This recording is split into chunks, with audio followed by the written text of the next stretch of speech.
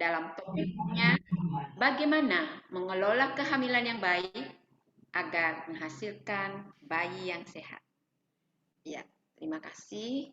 Silahkan kepada Pak Dokter, waktu kami serahkan sepenuhnya.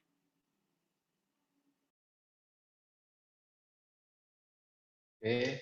Namaskar, Om Swastiastu. Namaskar. Jadi selamat malam Namaskar, Pak. para peserta webinar yang mungkin pesertanya mungkin dipikir hanya ibu-ibu saja, tapi saya rasa bukan cuma ibu yang ada kepentingan terhadap topik yang saya akan bawakan ini, karena ini juga tanggung jawab dari bapak-bapak. Dan bapak-bapak juga perlu tahu ini, kenapa? Karena kalau tidak tahu maka tidak bisa membantu istri atau ibu-ibu yang sedang memerlukan apa yang harusnya diberikan atau dipenuhi. Jadi saya diberi waktu cukup panjang, 1,5 jam ya. Mungkin materi 1 jam, 30 menit, atau 1,5 jam itu materi saja, atau 30 ditambah 30 menit diskusi, atau gimana Bu Sudipa? Ya, 1,5 jam itu komplit keseluruhan Pak. Jadi, Oke, jadi 1 jam materi ya. Materi, 30 menit tanya jawabnya nanti Pak. Oke. Jadi share screen saya bisa dilihat? Bisa, bagus. Suara juga jelas ya. Oke, jadi Jelas, saya ini kemarin ketika ditanya apa topik yang menarik, ya topik tentang hamil. Nah, bagaimana mengelola kehamilan yang baik agar menghasilkan bayi yang sehat. Ini kan semua tujuannya pasti kita ke arah sana. Kalau bagi pasangan-pasangan yang ingin melanjutkan kehidupan. Jadi salah satu yang kita bicarakan ini adalah salah satu tanda-tanda hidup. Jadi tanda hidup itu ya melanjutkan kehidupan yang sudah ada. Salah satunya dengan meneruskan keturunan atau melalui proses kehamilan. Nah, ini gambar ini saya ambil menarik karena ada unsur sayur, ada tomat, kemudian di sampingnya ada ibu hamil. Apakah ada kaitannya, nanti kita akan bicara. Nah, sebelum saya masuk ke konten apa, jadi nanti kita akan mulai di pendahuluan. Sebenarnya siapa saja sih yang perlu untuk mendapatkan pengetahuan tentang bagaimana hamil dan apa pengaruh sekitarnya ya? Apakah hanya orang-orang yang akan hamil saja atau ibu-ibu hamil saja? Tadi saya sudah sampaikan tidak, bapak-bapak juga perlu. Apakah nenek-neneknya perlu?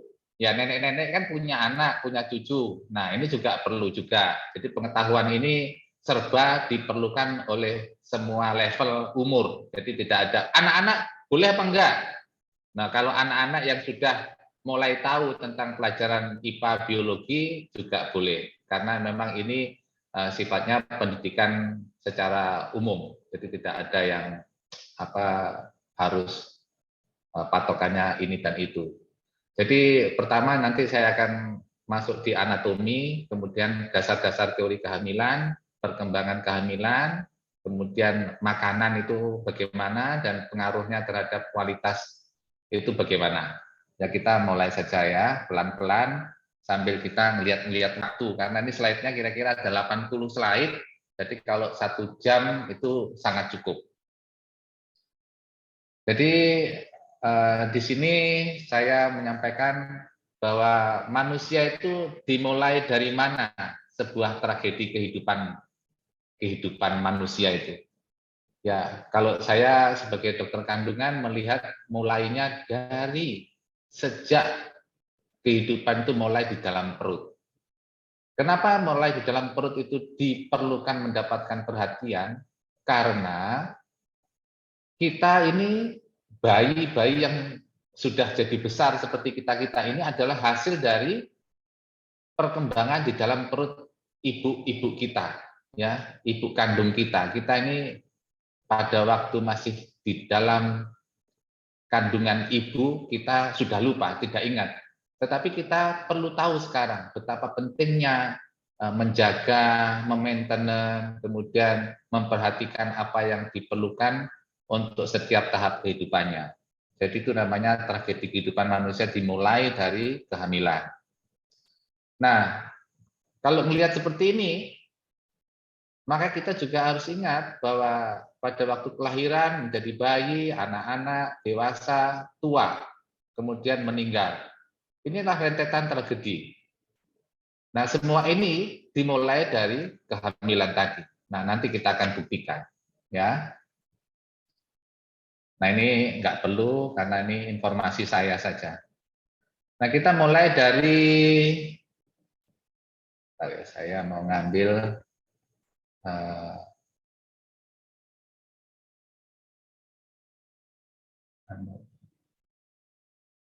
kita mulai dari anatomi untuk wanita.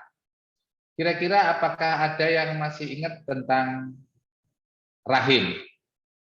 Jadi ini adalah rahim atau kalau dalam ilmu kedokteran disebut uterus atau kalau di dalam bahasa kampung disebut peranakan.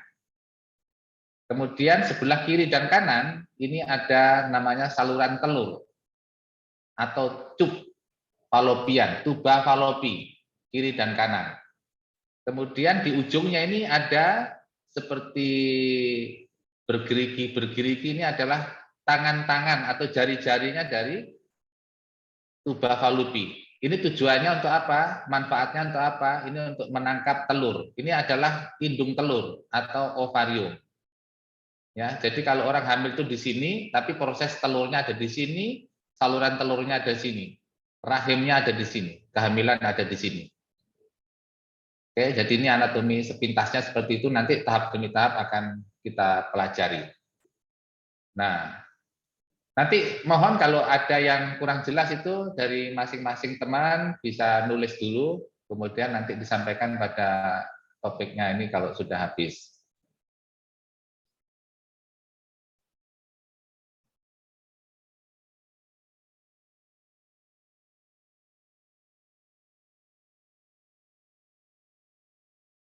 Nah, tadi yang saya katakan ini adalah ovarium. Ovarium itu menghasilkan telur. Dan wanita itu dinyatakan bisa mengeluarkan telur pada saat dimulainya terjadinya haid. Jadi haid itu bagi wanita, haid pertama atau menarche, hari pertama terjadinya haid atau haid pertama kali terjadi dalam kehidupan, itu disebut menarche atau tulisannya menarche ya, menarche. Itu adalah bukti bahwa wanita ini ya mungkin itu anak-anak kita ya atau cucu-cucu kita itu sudah menghasilkan telur ya, sudah bisa menghasilkan telur. Dan kalau sudah haid itu tandanya apa? Pertanda bahwa wanita itu sudah berfungsi reproduksinya ya, sistem reproduksinya sudah berfungsi. Nah, ini saya perbesar telur pada saat terjadi ovulasi. Jadi ovulasi itu adalah peristiwa keluarnya telur. Nah, kalau di orang awam disebut sebagai masa subur. Jadi ovulasi ini adalah waktu subur atau masa subur atau yang paling gampang masa kawin. Ya, kalau di binatang itu disebut masa kawin atau ovulasi. Jadi telurnya keluar, pecah dan ditangkap oleh tangan-tangan atau jari-jarinya saluran tuba tadi, tuba falopi. Oke, kita lanjut lagi. Ini anatomi. Jadi tolong ini dipahami pelan-pelan ya.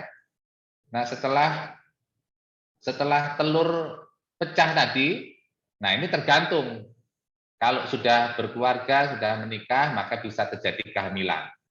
Tetapi sebelum memasuki kehamilan, saya ingin mencoba mengilustrasikan begini. Jadi ibaratnya sebuah rumah. Rumah itu kan ada bagian-bagiannya.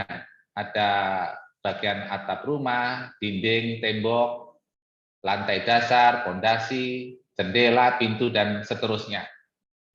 Kehamilan itu juga sama. Kehamilan itu juga sama seperti proses membangun rumah. Nah, kalau diibaratkan dengan bahan-bahan bakunya atau bahan-bahan dasarnya rumah yang sedang dibangun tadi, bila dibelikan atau dipersiapkan dengan bahan-bahan yang berkualitas rendah, kira-kira rumahnya seperti apa? Jadi kita bisa menduga kalau rumahnya misalkan batanya dari bata tanah liat tapi bukan dari bata merah yang dibakar, mungkin dari tanah liat saja, atau kayunya dari kayu yang bukan kayu tahan rayap, kemudian semennya mungkin campuran dengan pasirnya terlalu banyak atau fondasinya juga tidak terlalu kuat, maka rumah itu akan cepat roboh. Begitu juga kehamilan. Tapi kalau rumah itu bahan bakunya tadi itu saya sampaikan tidak terlalu berkualitas, maka rumah juga tidak terlalu baik. Begitu juga pada bayi.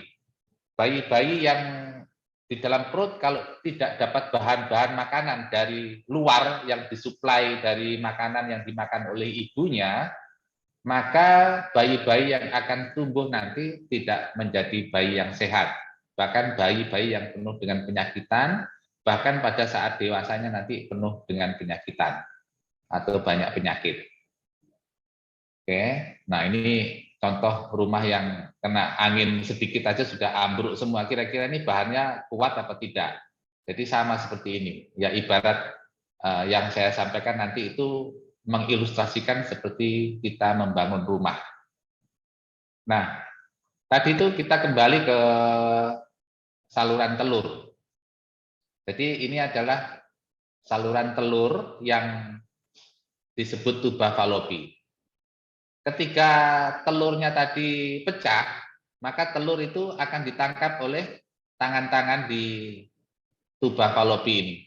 Nah, telur itu berhenti di sekitar daerah ujung ini. Berhenti dia. Berhenti dalam rangka apa? Dalam rangka menunggu spermatozoa atau sel benih laki-laki.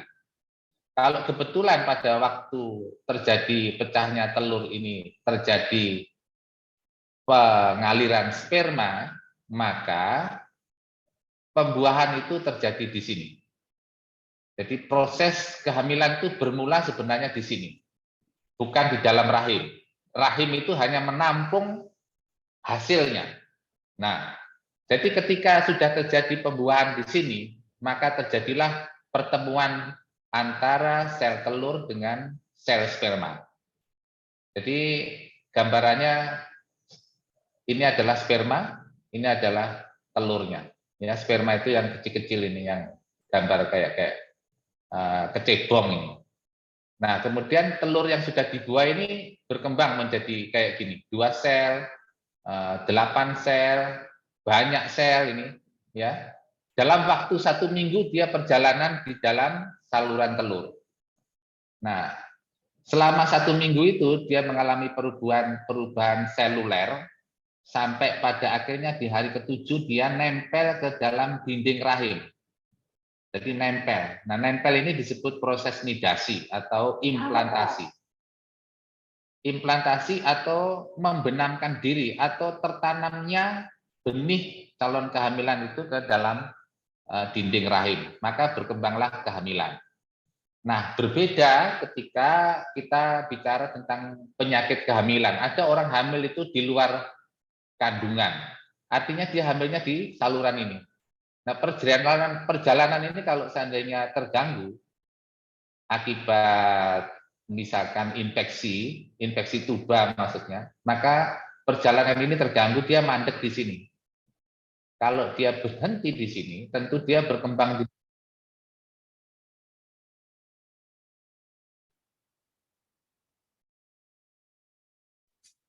Suaranya Pak Dokter suaranya kecil. hilang tadi, sekarang sudah. Hilang? Silakan. Oke. Sampai di mana? Saya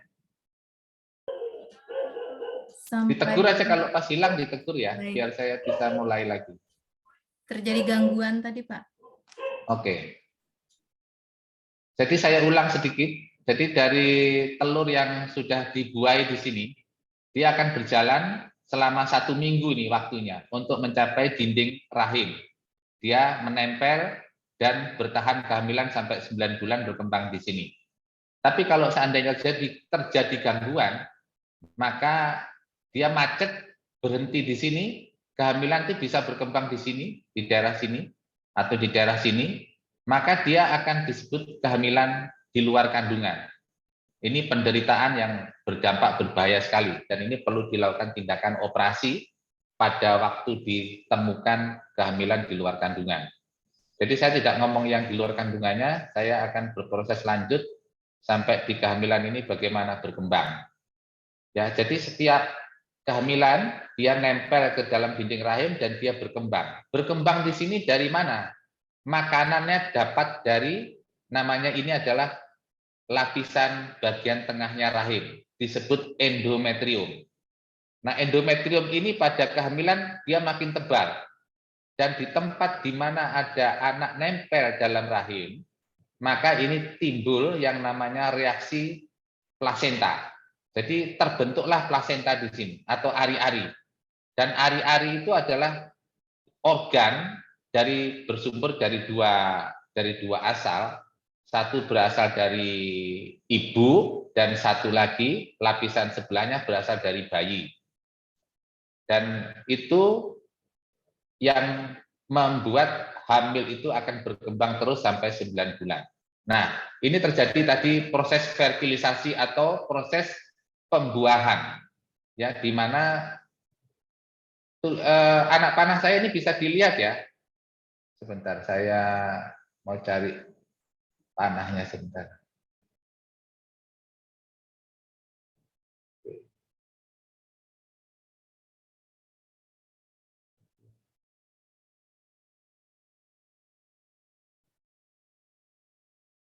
Jadi ini adalah sel sperma yang bentuknya kayak ular ini, ya, kayak ular. Dan ini adalah telur. Ini diperbesar dengan menggunakan mikroskop elektron ini. Jadi sperma yang terpilih, dia mampu menembus lapisan telur ini, maka dia mampu menghamili. Jadi satu sel sperma menghamili satu sel telur. Jadi ini yang normalnya seperti itu. Oke.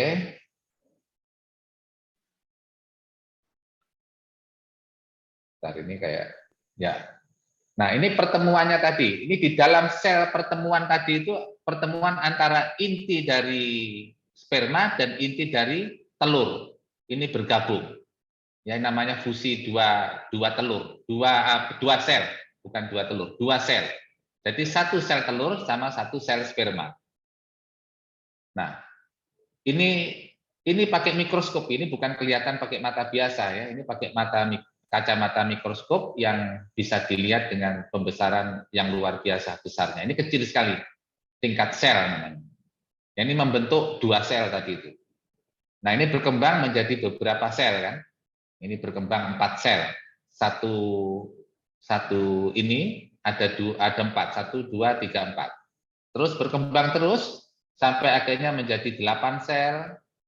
Nah, ini banyak sel, ini namanya morula. Ketika dia sudah berongga namanya blastokista atau blastula. Ya, blastula. Biasanya kalau bayi tabung, itu kalau ini saya ngomong juga ya biar agak paham semua. Kalau bayi tabung pada saat stadium inilah dimasukkan ke dalam rahim kalau bayi tabung. Nah, ini namanya gastrula. Ini perkembangan di dalam kehamilan.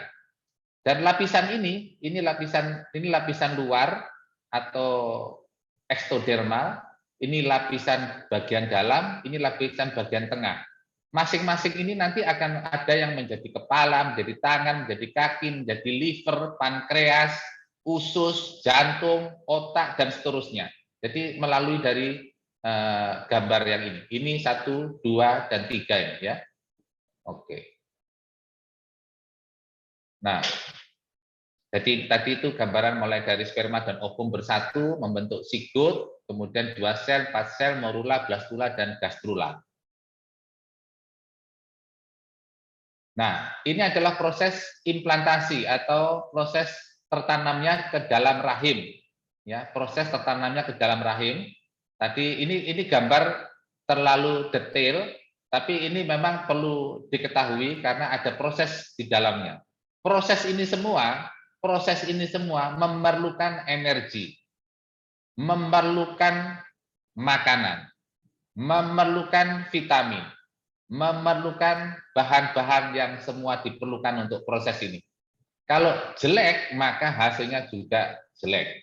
Kalau bahan-bahannya bagus, sehat semua, maka hasilnya juga akan bagus, sehat semua. Ya, intinya itu yang saya ingin sampaikan dari gambar ini.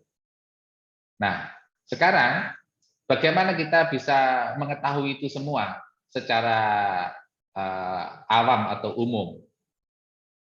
Disinilah diperlukan namanya pemeriksaan melalui USG atau ultrasonografi. Kenapa? Karena pemeriksaan kehamilan tidak mungkin kita bisa tahu kalau hanya dipegang atau diraba melalui dinding perut. Itu mungkin zaman sebelum tahun 80. Kalau tahun 60 atau 70 waktu ibu kita hamil kita, nah itu pakai namanya ilmu meraba. Nah sekarang sudah zamannya sudah maju, sudah ada USG di sana sini, dimanapun ada USG jadi bisa dilakukan. Mulai dari menentukan pertama apakah pasti hamil, jadi itu perlu USG karena pemeriksaan pasti itu perlu dilakukan dengan USG dan satu-satunya memang dengan USG, tidak ada dengan cara lain. Apakah bisa dengan pemeriksaan kencing? Pemeriksaan kencing hanya menduga atau kemungkinan hamil, bukan kepastian hamil. Apakah orang tidak haid, apakah pasti hamil? Belum tentu. Banyak orang tidak haid 1 tahun, tapi tidak hamil-hamil juga. Jadi tidak selamanya begitu. Kemudian dengan USG bisa mengamati keadaan dan lokasinya ari-ari atau plasenta. Karena plasenta ini kalau letaknya di bawah atau di jalan lahir, maka sarannya tentu jangan melahirkan normal, jangan jalan-jalan, jangan hubungan suami istri. Nah, itu ada saran-saran yang baik untuk menjaga kehamilan agar tidak rusak. Kemudian bisa mengamati tingkat pertumbuhan janin dalam rahim. Hanya dengan USG, tidak dengan cara yang lain. Kemudian dapat dilihat hidup apa enggak, ya. Kan seringkali terjadi kecelakaan kehamilan itu anaknya meninggal di dalam perut. Bagaimana bisa mendeteksi? Ya, satu-satunya dengan USG kepastiannya. Kalau tidak di USG, seringkali tidak tahu orang hamil itu. Ya misalkan nggak pernah di USG, tiba-tiba hamil sampai 9 bulan seolah-olah perutnya membesar karena dikasih makan banyak, kasih vitamin banyak, tapi nggak pernah di USG.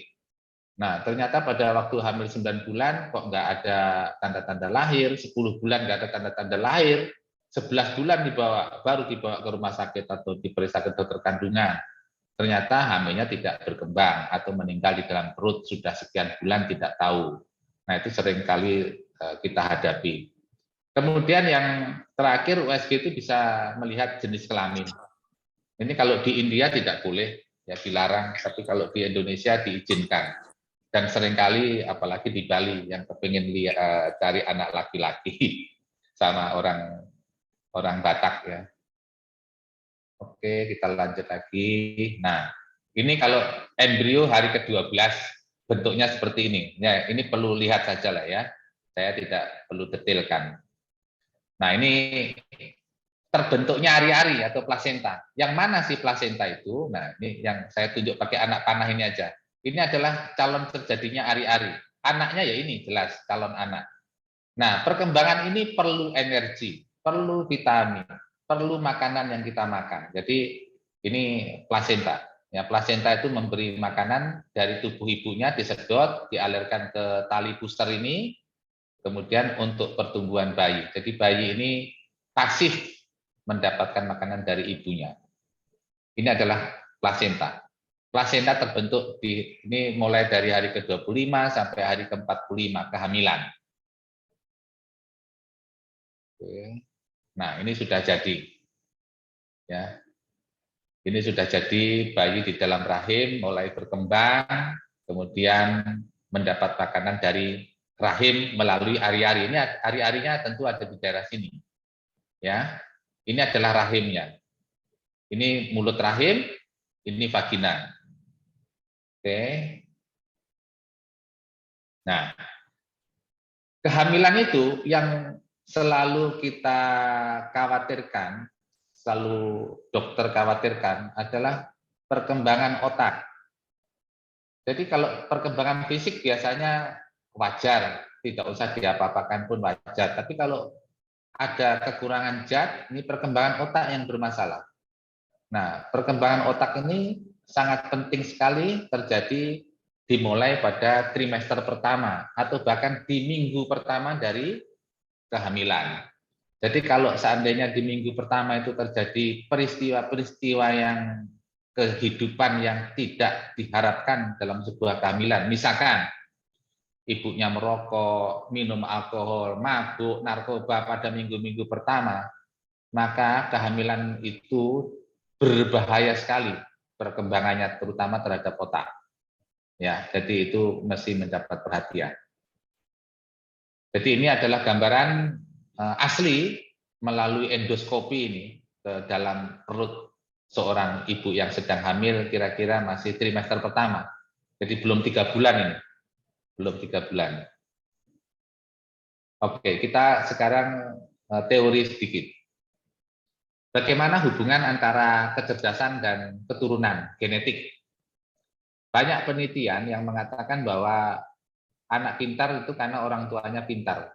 Kalau orang tuanya tidak pintar, anaknya juga tidak pintar. Tidak semuanya benar.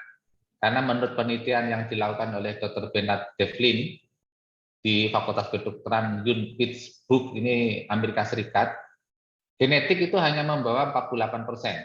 Sisanya itu lingkungan. Nah, kalau ngomong lingkungan berarti kan makanan. Ya, makanan itu yang paling utama di dalam kandungan. Kemudian penelitian dari McGeough juga, psikolog dari Minnesota, genetik bukan segala-galanya.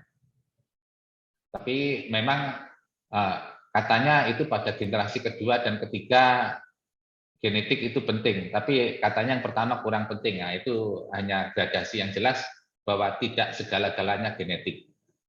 Jadi lingkungan itu apa? Lingkungan itu ya kandungan dari makanan yang kita makan, ya, gizinya bagaimana, perawatan selama kehamilan bagaimana, dan perkembangan psikologis seorang ibu yang sedang hamil itu juga perlu dijaga. Jangan sepanjang kehamilannya 9 bulan penuh dengan keraguan, penuh dengan problematik dalam rumah tangganya. Jadi ini akan mempengaruhi semuanya itu dalam tumbuh dan kembangnya kehamilan di dalam perut. Nah, ini adalah antara hubungan gizi dengan perilaku ibu.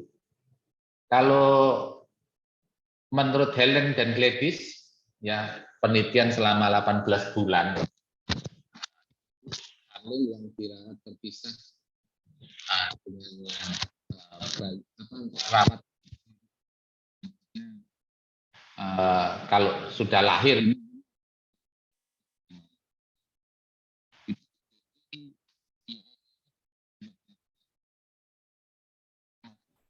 Suaranya hilang, Pak Dokter. Oke. Ya, sudah. Tes. Halo. Ya. Ya. Pak. Jadi ada penelitian yang dilakukan oleh Helen dan pada perawatan yang terpisah. Katanya kalau ingin keluarga itu bahagia, IQ-nya standarnya harus 116. Katanya kalau dirawat terpisah itu kurang bahagia. Kalau rawat gabung atau rawat bersama-sama dengan ibu yang